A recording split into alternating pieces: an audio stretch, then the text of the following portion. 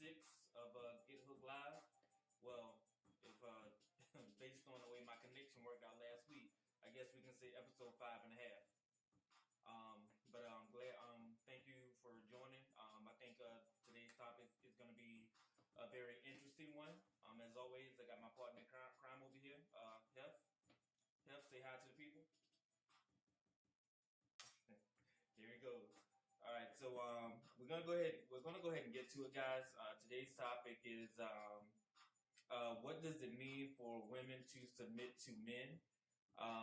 This is a topic that garnered a lot of traction for the past week. A lot of varying perspectives, a lot of different opinions from men and women. So I want to hear from as many people as possible. I want to know what you guys think about it. And while you're watching, while you're viewing, while you're commenting, make sure that you also like the post. Make sure you share it.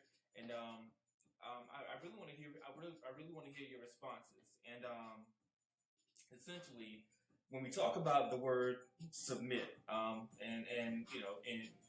men say it's the S word, the word that is not to be spoken about. And a lot of people, women in particular, they look at it in a negative light. It has a negative connotation attached to it. When they think about submission, they think about slavery, or basically giving up their independence to men. But it's not even about that. And if we think about the word submit, let's look at the definition of the actual word. The definition, it means that you're choosing to yield to the will of another. And there are two operative words in there. The first is choosing, which means it's a choice. It's an intensely personal decision. Obviously, just because you're dating somebody doesn't mean that you should, automatically submit to them. I would think that if you're going to submit to somebody, it's someone you see you having a long-term commitment and future with. So it's yielding to that person. So you choose to, and let's think in terms of like traffic. So when you have a yield sign, that means basically you're allowing someone else to go by. So essentially, that's what happens when you're yielding to somebody. When we talk about submitting to them, is like you're choosing to allow them to lead you. So there's no, it's in relationships, particularly, it's not a dictatorship. It's simply, you choose to allow this person to lead you. And the thing is, though, you still have a choice. So it's not like you just have to go based on everything they say, and their word is bond, and you don't have an actual say in the matter. It's like you're letting them lead, you're choosing to follow them, but that does not necessarily mean that just because you're letting them lead you, that you have to necessarily agree with everything they're talking about. Compromise plays a huge factor in it. You can allow somebody to lead you, but if you see that they're leading you in the wrong direction, then you're certainly well within your rights to speak up. But let's talk about submission in the biblical context. So when we talk about submission, all right. So when we talk about in specifically biblical submission, it doesn't mean that the wife is in any way, or the wife or the helpmate or the girlfriend, whoever, is in any way inferior to her husband or boyfriend or fiance. Submitting to somebody doesn't mean that you have to do everything they say. It doesn't mean that you have no power in the relationship.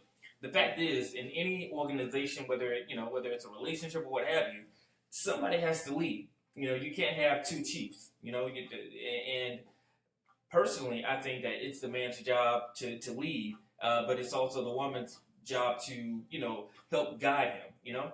And when we talk about also biblical submission, it doesn't mean that the wife is a passive participant in the marriage, or the girlfriend is a passive participant in the relationship. Essentially, what's going on is that you still have say-so, and if you see that you're being led in the wrong direction, then obviously you want to make sure that you speak up, and you want to make sure that that you're being led in the right direction.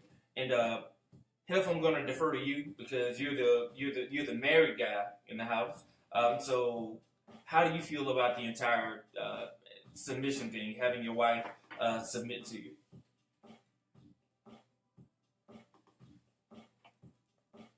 He over there shaking his head. What, man?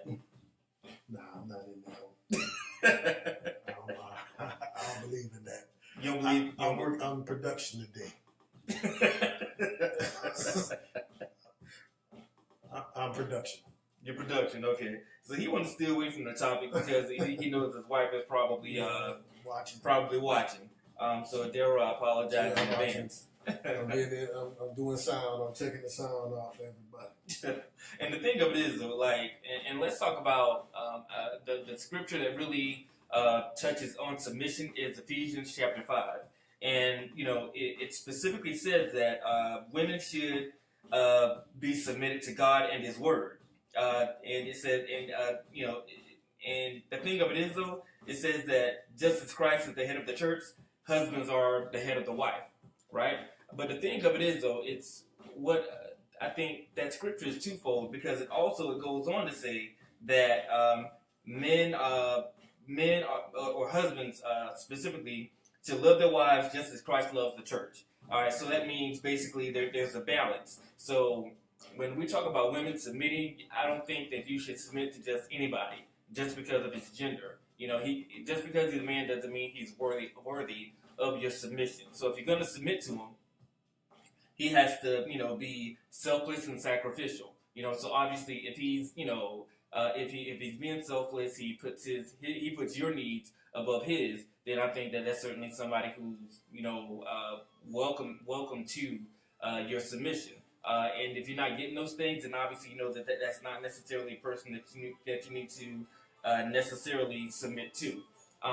But again, guys, that's my opinion. So I really want to hear from you guys, especially the women. I want to know, you know, how do you feel about submitting to men, and you know, are you the submissive type, or are you just, you know, that independent that you don't necessarily agree with actually having to submit to a man?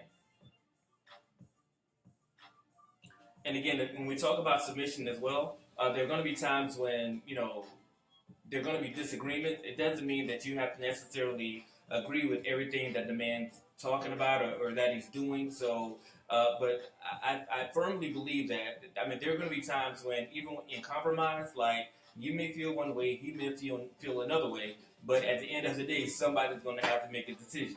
And personally, I feel that that decision should belong to the man. All right, that's not saying you don't have say so, but I think if you're at a stalemate, you're at a standstill, you feel how you feel, he feels how he feels, then I think that the man should be the one to make the final decision, and then he lives and dies with that decision.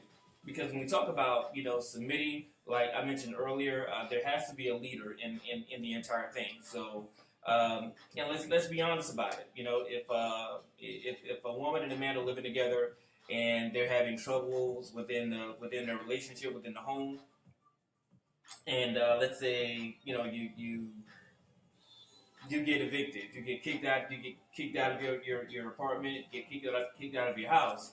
They're not going to look at the woman. They're going to be looking at the man, saying, you know, how did you let this happen? What were you doing? This should never even have happened. If a burglar breaks into the house, if a woman, quote unquote, calls herself leading, is she going to run to the forefront? Is she going to be the one to confront the burglar? You know, and you know, you want to make sure that, you know, you have somebody who is, you know, is going to take that approach, the approach of the actual leader. But the thing of it is, I think a lot of women think that men automatically have it together. You know, it's a lot of times guys simply don't know what their role is. You know, we can't just go solely based upon the biblical aspect and think that, you know, the man should automatically lead. A lot of guys, they, you know, are pretty effective leaders, but they just may not know how to. All right, so Arisha, thank you for commenting. Arisha says, having a woman submit to a man is a privilege that has to be earned. If a man does not prove himself worthy, a woman should not submit herself to him. I do agree with that totally, and I kind of alluded to it earlier. You know, a man has to play his role as well. When we talk about submitting, you know, you shouldn't just submit to any guy. You know, you shouldn't just accept anything the man says, you shouldn't just, say, hey, this is the man, so I'm going to let him lead me. He has to exhibit those qualities. He has to show that he's worthy of being submitted to. And I think that's really the biggest thing that a lot of men and women are missing. All right, Walida says submission should be on a case-by-case basis. In a relationship, man and woman, a man isn't always the best at leading when it comes to every issue. If there's a snake outside, I have no problem submitting, go ahead and take the lead. But if I'm better at making decisions, why should I let the man take the lead when I'm better? So being better, Walida, is subjective. Like who's to say that your decision is the best one? And I'm certainly not saying that your decision isn't, and that your stance isn't warranted. But the fact of the matter is, if there's a decision to be made, who's to judge, what decision is going to be best? And that's where that compromise comes in.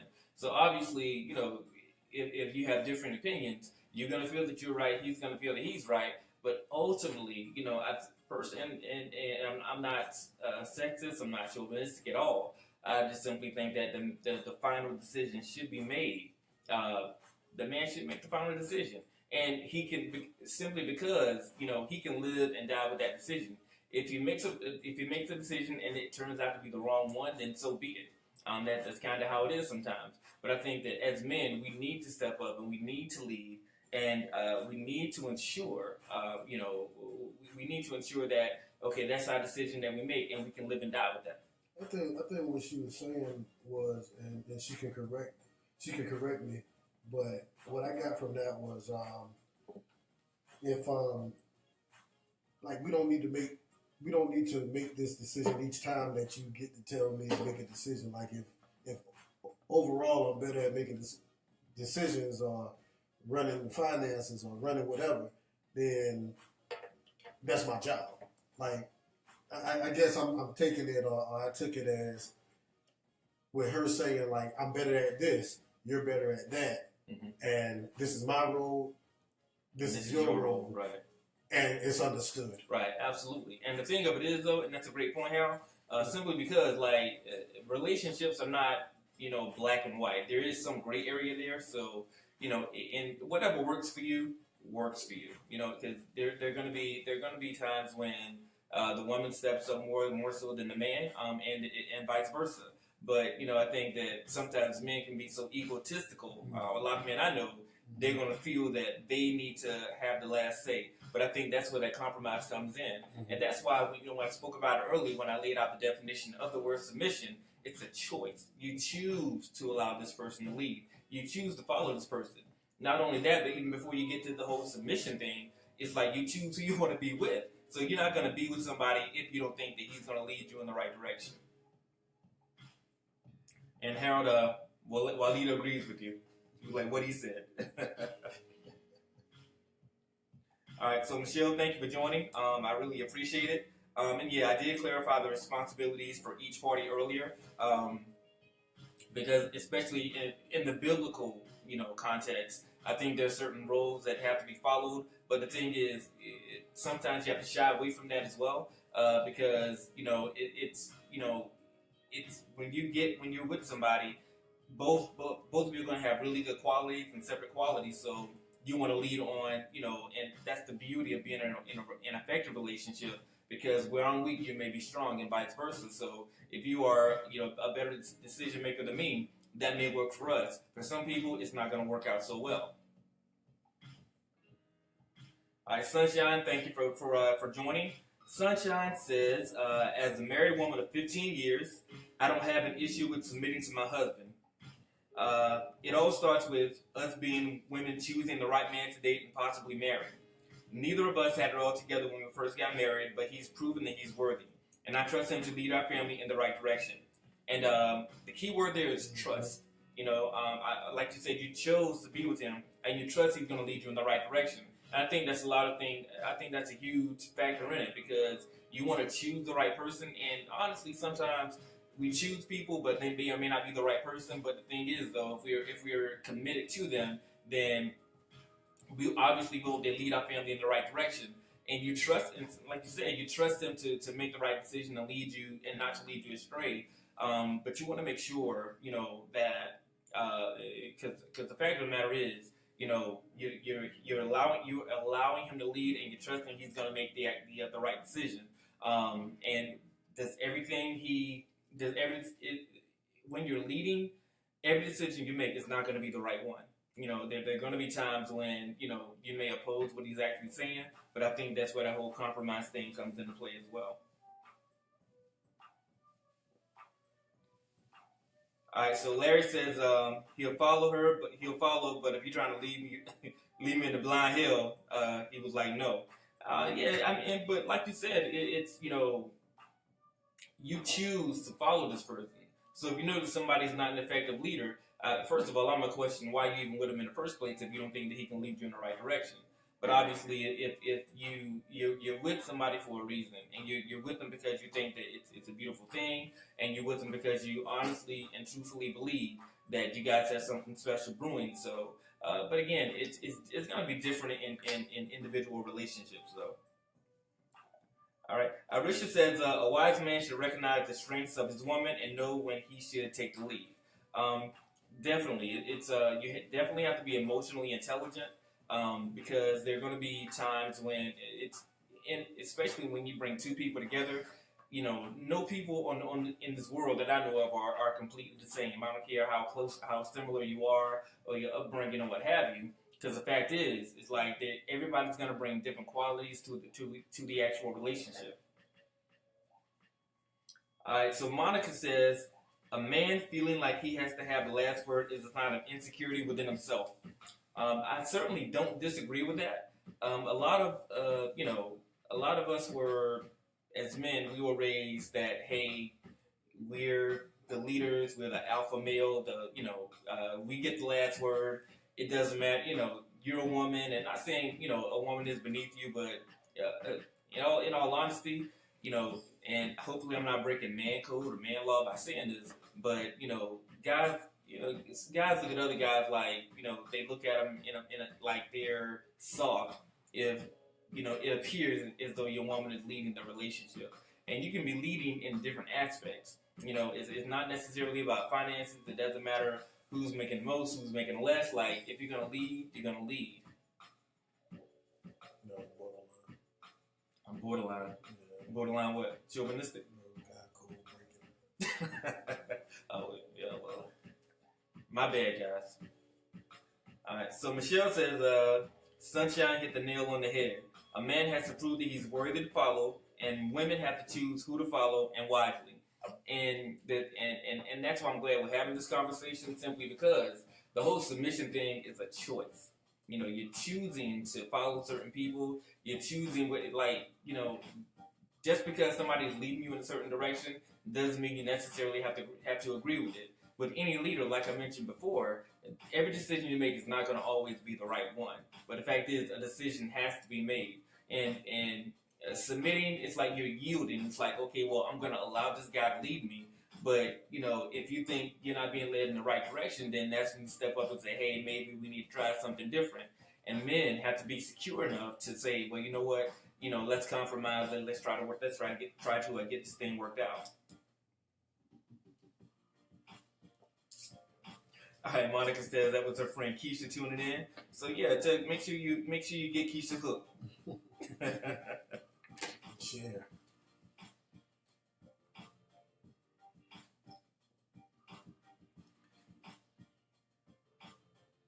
All right, so again, guys, make sure that you're liking the post. Make sure that you're sharing, and let your people know about it, because this is certainly a topic that it caught a lot of traction throughout the week, and a lot of comments were made, both valid and, I feel there were some very valid concerns that were made, and some very valid comments that were made as well. So if we get back to the actual, the biblical context, when we talk about biblical submission, it doesn't mean, that a woman should be living in fear and intimidation of a husband.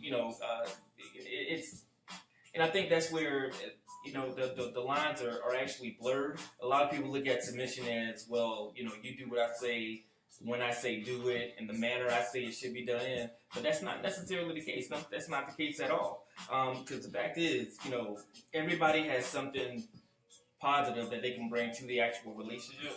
Everybody has something, something new and different to bring to the table, different qualities. And, we talk about leading and leading by example or whatever the case may be. The fact of the matter is, no decision that's made is going to be the right one. Well, not every decision is going to be the right one. But I think there should be definitely a compromise that's actually made as well. And I'm really trying to get Hal to break the code here because he's the married guy in the bunch, so I really want to know.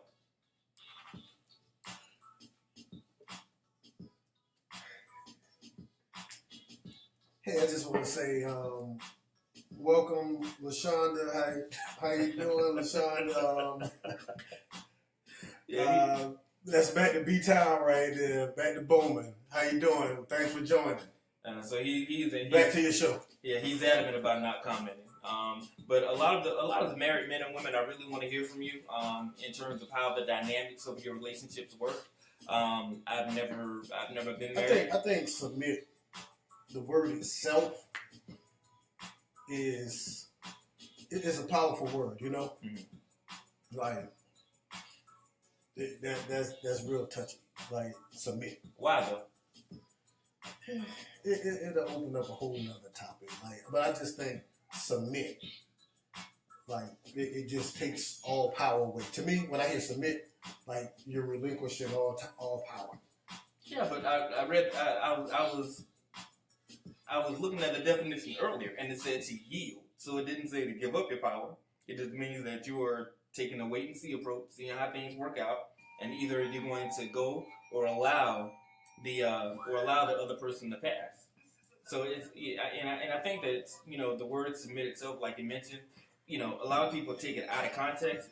It's not. I think there should be some submission, but it's not.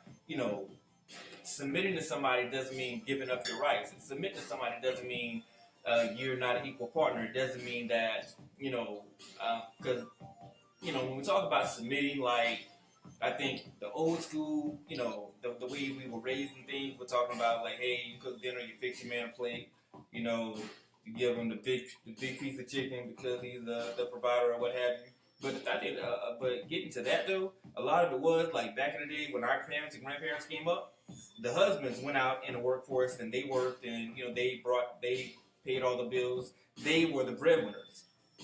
But nowadays you got women making just as much as men are, and I think that with that with that additional power, so to speak, or because they're on equal footing inside the home or financially, a lot of women are not or are a little less willing to actually submit. All right, Monica brings up you're a loser. Yeah, I know. Monica brings up a great point. She says, submit to God first. If my man puts God first, then I can easily submit to him. And that's what, and that's a huge part, Monica. Thank you for that statement, simply because that's kind of the chain of command. It's like the man submits to God, the woman submits to man, and then so on and so forth. All right, so Michelle says, the world's definition or perception of submitting is different from the word's definition.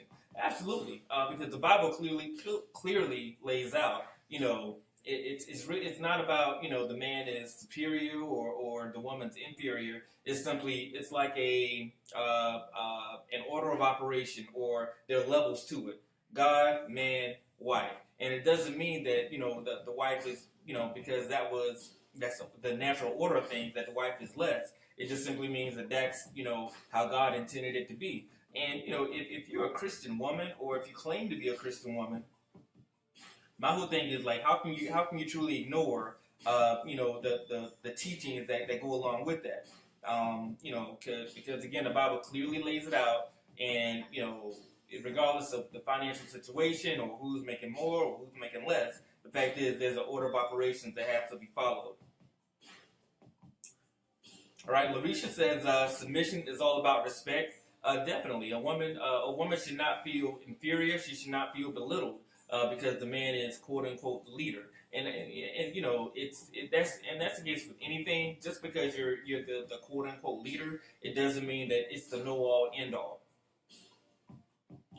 All right, Tony, thank you for commenting. I appreciate it. Tony said, "Submit is a very powerful word. I don't even like submitting payments to bill collectors." Tony, as always, thank you for commenting. You always give me one, so I appreciate it. All right, so, and the thing is, though, and submit, it is a very powerful word, and it's about a commitment, though, and that's all submitting is. The male ego is extremely fragile, and I keep saying that. I've said that in several telecasts that I've had. When you're dealing with a man, it's not, it's an easy task to really, bruise the male ego. And the thing is, every man wants to feel like he's the head of this household. And honestly, because I was raised by women, a lot of the men were at the forefront of the relationships within my family with, aunts and uncles and stuff. But, behind the scenes, I knew full well that it was really the woman running the household. They pretty much took care of everything. But the man was really the spokesperson for the relationship. If things were good, he got more than his share of the credit. If things were bad, he got more than his share of the blame. All right. Arisha is piggybacking off of Tony. She says that submit is a powerful word, but being able to submit is even more powerful. Somewhere down the line, submission became a bad word when it isn't. And that's where you said, being able to submit. And again, that's that choice. It's you're choosing to follow this person. You're choosing to be the leader or allowing this person to lead you. But again, it's submitting. I think when we talk about the biblical aspect and then I guess the societal aspect, as we always do, we take words and we create our own meaning for it. Submit was never intended to be a negative thing. But again, it's simply an order of operations that the man upstairs says that needs to be followed. Adrian, what's going on, classmate? I appreciate it. Adrian says submission is submitting to the vision of God, gives the man for the vision that God gives the man for the family. So the man shared with his helpmate what God has showed. He has to show his wife he can be the leader, but he also has to show her insight is needed and important. They discuss their goals individually and collectively. Definitely, it's give and take. So just because you were, leading, so to speak, insight is definitely going to be important. There's still a compromise that has to be made. It's about being able to talk through things and being able to I don't want to say negotiate, but really compromise. As women, I don't expect you to forsake your values, just for the sake of submitting to somebody because he's the man. The fact is, if you're going to submit to him, if you see that he's leading you down the wrong path, then you're well within your rights to actually say that, hey, you know what, maybe we need to try things differently. And then we as men need to be able to take a step back and understand that we're not always right and that we're not always going to make the right decision. All right, so I'm gonna let you take a break real quick. Go ahead and grab that. So Michelle says, Hook, what you're describing is being a subservient, not submitting, in my opinion. So I'll tell the truth. I looked it up. And guess what? She's absolutely correct. Okay. And that's what I was saying. I just didn't know the word for it. Okay. I didn't know the word for it. This is what we call a learning moment. Yeah, it was. But that's what I was talking about. Because so what's the difference between subservient and it says prepare to obey others unquestionably. Less important, subordinate. That's why it says submit sounds like it's a powerful word, like you're giving up all your rights. Like, thank you, Michelle. I'm gonna use that next week. The word for the day is subservient. Thank you, Michelle, for that teachable moment. Yes. Hey, Monica agrees with me. When you get married, they introduce you as husband and wife, not husband, and along comes a wife. Right, and that's, and that's kind of where I'm coming from. Like, there's, you're in a relationship for a reason. A relationship is not just one-sided. It's two people trying to do the right thing, trying to build each other up, trying to be the best for each other, trying to really, build the values or instill the values of family. All right, so Larisha says it's not about power, and I agree, and I guess and obviously I'm gonna go back and look at the telecast later. But the thing is though, I don't want you guys to think that I'm coming off saying that the man has all the power, or that the woman has to obey the man. I'm certainly not saying that at all. What I am saying though is that there's a compromise that has to be had. But in any relationship, in your organization, whether it's work or personal, there has to be a leader. Somebody has to lead. Somebody has to be the head. And the reason I say that needs to be the man is simply because when shit goes wrong, I don't think that the woman needs to bear the brunt of that.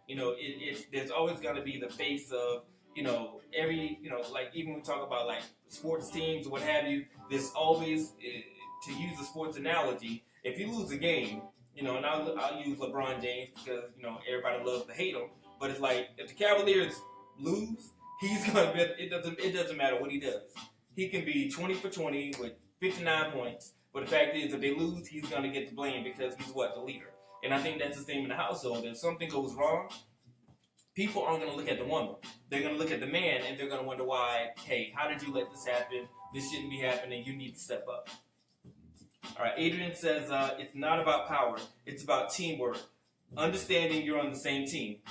Absolutely. There's no I in team. It's a, I think that everybody plays their role, but the fact is, it's all about the success of the overall team. So no matter what that role is, like you can be, the leader, you can be six man, you can, just be a practice participant. But the fact is, it's like everybody plays a vital role in the relationship.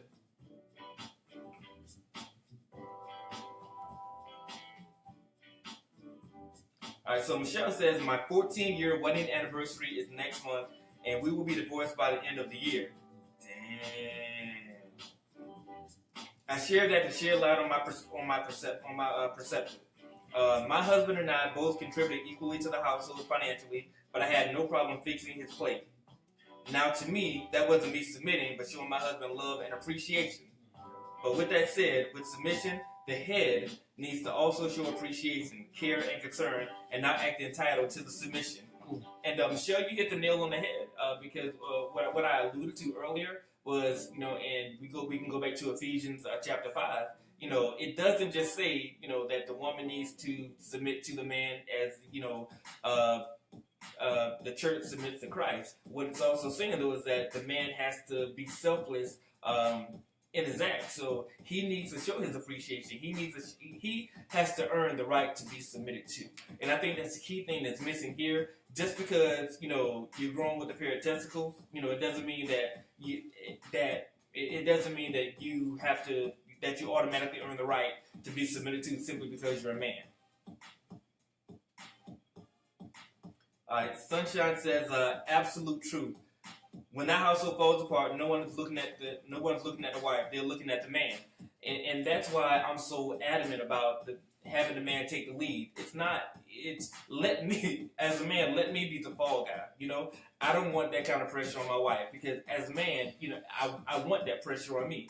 I want to be the one to, to be able to handle things when things go south. Because and we always know when the word divorce even comes up. Let's be honest, we automatically assume, what did he do? The man did something. We don't look at the wife, we look at the man. Why is the relationship ending? Why is the divorce ending? Why is there no food in the fridge? Why have you been evicted? Why did your car get repoed? And that's where we as men have to step up and take the brunt of that responsibility. All right, Keisha asks, well, what makes you the head? And it's going to be when we say the head, like, you can't have more than one leader.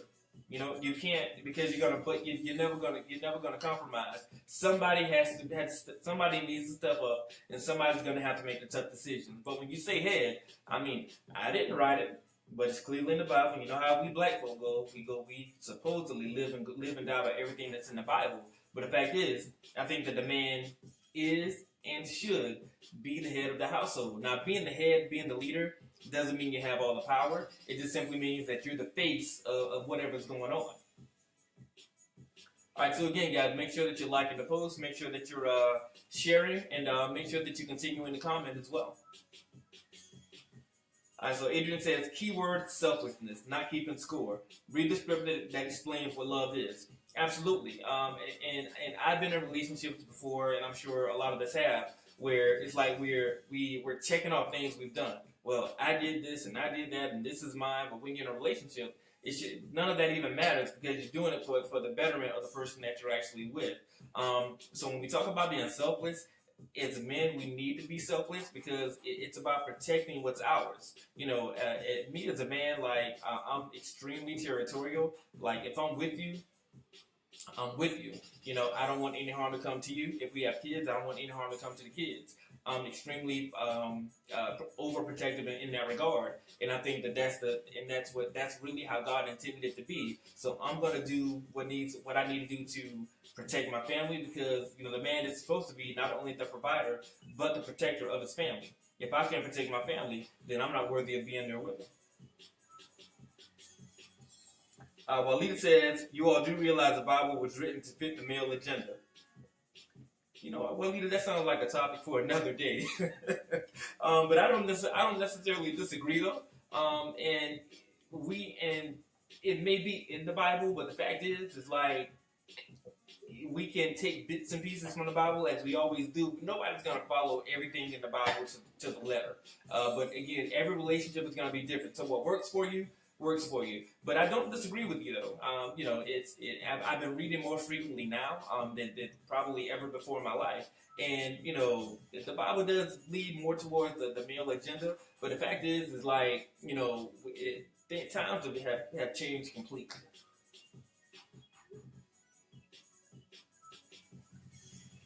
Tony says, if he's the head, then I'm the back. Can't do shit if I don't cooperate. And that's from Tony.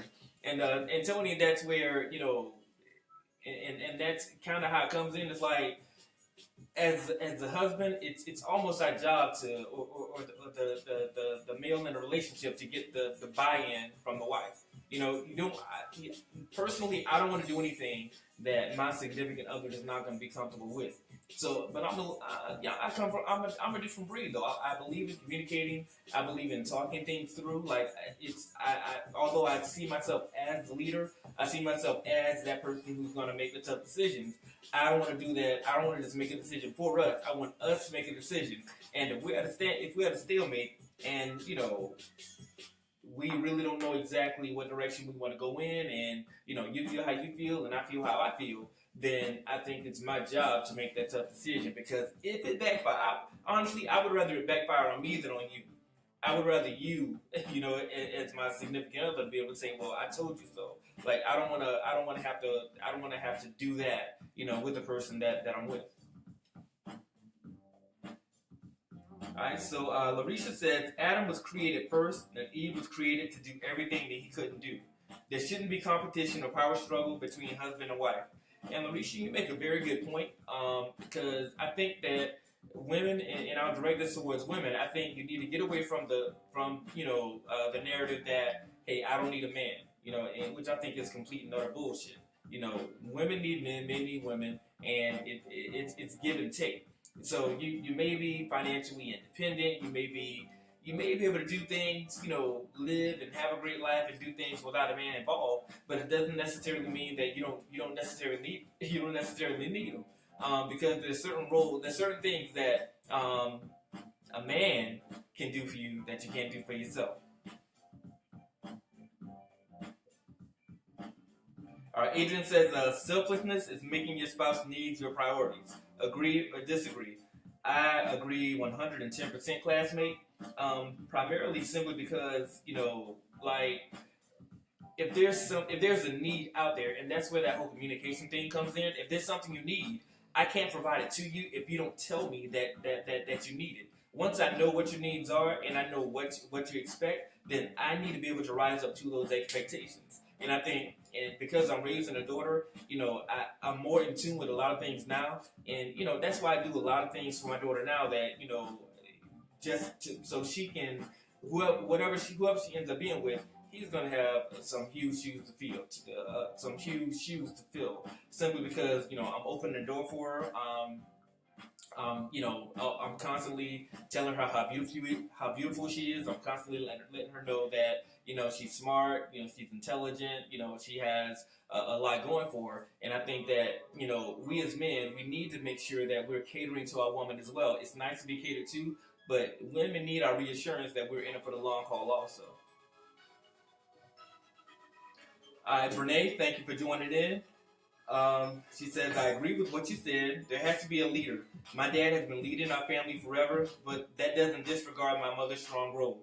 There is no power struggle either, and we all view him as the head of the household, period. It's really a blessing. And the thing is, Brene, that's a dynamic that I didn't grow up with. I grew up being raised by a single mom.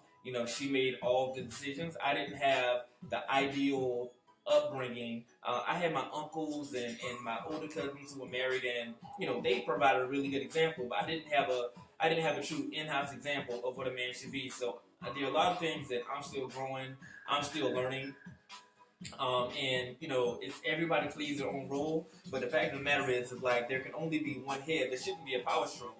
It shouldn't be, well, I want it just as much say so as you. Hey, hey, let's talk about it. And, being raised by women, the fact is, the man might have been the one to pull the trigger, but the woman had just as much say so in the relationship and the decision making as the man did.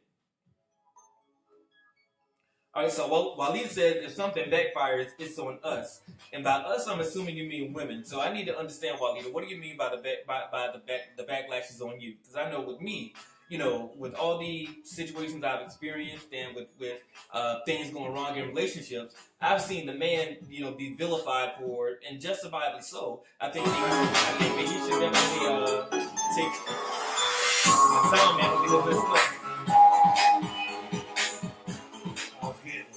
Huh? I was good. I know, right? I felt that. But Walid, if you would, I would really like for you to elaborate on that. When you say that if things backfire, it's on you. Please tell me what you mean by that. All right. So Michelle says, if I make the choice and it backfires, he's still taking the heat. You're joking. Well, given the fact that you're getting a divorce, Michelle, I don't think you're joking at all. I'm joking though. I'm low-key serious though. All right, so again, guys, make sure we still have a few minutes left. So I still want to hear from you. I want to read your comments and respond accordingly. Make sure that you're sharing the post. Make sure you're liking it. And make sure that you continue in the comment as well. I know these segments really are only an hour long, but I think there's a lot of dialogue. There's a lot of great information to share. I think it's really beneficial when we are able to collectively come together and talk about our opinions on the matter and let the other side know how things go. Because I know as a man, I'm not necessarily all the way in tune with the plight of women, and I think that by hearing how you guys feel and by you hearing us, hopefully we can come to a common medium. All right, so Adrian says, knowing your spouse's love language is important. You have to know how to love them, how they want to be loved, and not how you want to or how you think you should love them. Agree or disagree? How many couples know their spouse's love language? And the thing of it is, though, is like, and I read the book, I've read so many books, it's crazy, but I read the 5 love languages, and I know that with me, my love language is, my thing is I need affirmation, like I may think you feel a certain kind of way, but if I don't hear it from you, I may, sometimes we get in our own space and we start putting things in our own heads. I need to hear, if you love me, I need to hear it. If you think I'm attractive, I need to hear it. If you think I did something well, I need to hear it. That's kind of who I am. And I don't need affirmation from everybody. I need it from the person who I'm with. And and that's where it's important to know what language your significant other speaks. So if you guys have not picked up that book, it's definitely a must read. All right, so Walida says, by us, I mean both of us. Let me use sports. One player can't be blamed for the entire team losing. We're all taking the L. And I'm glad you used the sports analogy, Walida, simply because, one player shouldn't bear the brunt, but it happens though, and I'll use the LeBron James example again. When the Cavaliers lose, they don't look at the head coach, they don't look at Kyrie, they're gonna look directly at LeBron. No matter what he did, they're gonna look at what he, even though I realize it's a team effort, but everybody doesn't necessarily do that. So I agree with you in the point that it should be an us, it shouldn't just be, hey, you let this happen or you allow this to happen. There should be an us that goes in there, but everybody doesn't always feel that way. Who you have against Braun? I'm a Braun fan. I ain't got nothing against Braun, but he gets blamed for everything. Okay. That's another show. That's another show. You're right. All right, Monica says she can't wait to hear Chubb chime in later, so hopefully Chubb comes in because I really want to hear how you feel about it too, cuz. Sunshine, I do these every Friday, but football season's coming up, so I'm probably gonna end up doing it I'm thinking about maybe every Wednesday, because I gotta go see my nephew play, so Fridays are gonna be out when football season comes, but I will have another day throughout the week. But you can tune into mine on the weekend. He's gonna have some Raider stuff going on. Hot off the grill. All right. Thank you.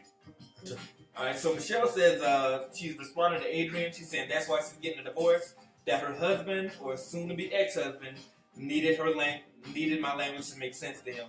Yeah, Monica, it's the 5 love languages. So everybody has they're essentially the premise of the book is there are 5 different languages that people, the things that people need in relationships, but everybody speaks a different language. So you have to learn, you have to understand what language or what love language your significant other speaks to make sure that you give them what they actually need.